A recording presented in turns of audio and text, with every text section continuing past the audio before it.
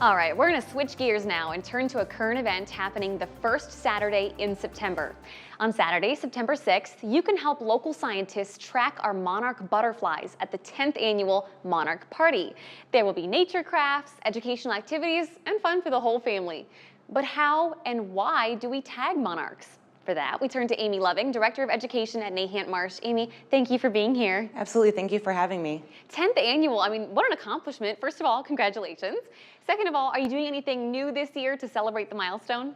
Well, actually, I think we're going to probably be tagging more monarchs this year than we ever have before, so that is what I'm really looking forward to. And that's a big accomplishment considering there's less monarchs this year, which we'll get to in just a moment. But first, how do you tag a butterfly? So we only tag during migration, and migration begins when the goldenrod and the New England aster start to bloom, which is just around the corner here. So we get tags from an organization called Monarch Watch, and they specially design these tags to stay on the butterfly through their journey, and once they're recovered, they can help scientists to understand more about their migration. Is it literally just like a little sticker almost? Yes, it's basically a very little sticker, and it goes on a particular spot on the butterfly's wing on the underside, and it has a series of letters and numbers, and that's how we can turn in the information and scientists can track their journey. Oh, okay, so is this something where they can like watch it like a GPS, or is it like the next time someone finds this tag, they can look up the numbers? Yeah, so they're not to that technology yet. So this is just if this butterfly is spotted, then somebody can turn in the information, or if that butterfly is recovered down in Mexico, if it's deceased or something along those lines, then that's how that information is turned in. So we rely definitely on a lot of people to help scientists gather this data. Why do we do this in the first place? Why is it so important to track the individual butterflies? So scientists still don't know everything about their migration. Weather plays a huge factor. We want to know how far they've been traveling, how long it's been taking them to travel to those different locations, the health of their population. So it's just helping scientists to gather long-term data. And let's talk about our local monarch population. Are you seeing less this year than in years past? I would say I'm seeing about the same. I found more eggs this year, but I have had more helpers in finding eggs. So there's that factor too. So we are currently working with a lot of volunteers who've gone out and have gathered eggs at a particular time, hoping that they will come out as adults ready for tagging as we get to the event. Well, this event is super family friendly. Is tagging the actual butterfly something that kids are allowed to help with?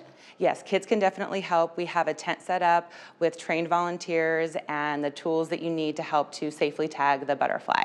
Oh, I love it. Yes. And what else do you have offered for people next week? So we're going to do insect catching and identification. We'll have a lot of education stations set up. There'll be storytelling. An organization called Wild Ones, who does a lot with native plants, which is also really important to our monarchs, is going to be there. And I think giving away some free plants, free native plants. So a lot of fun stuff going on throughout the day. Well, that was going to be one of my next questions is, whether someone can make it out to the party or not.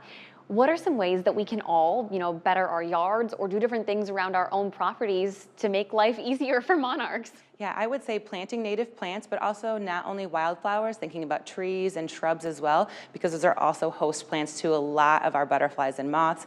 And if we're helping the monarch, we're helping all the other insects, which is good for all the other creatures. Seriously. Yeah. And let's talk about a creature that you brought in today. I don't know if you guys can see, but there is a little caterpillar in here. He's hiding. Oh yeah, you can see him. He's right there. Where did you find him? So this one we've been raising since eggs, so it's getting very close to forming its chrysalis, and it'll be just a few more days now when it'll be ready to do so.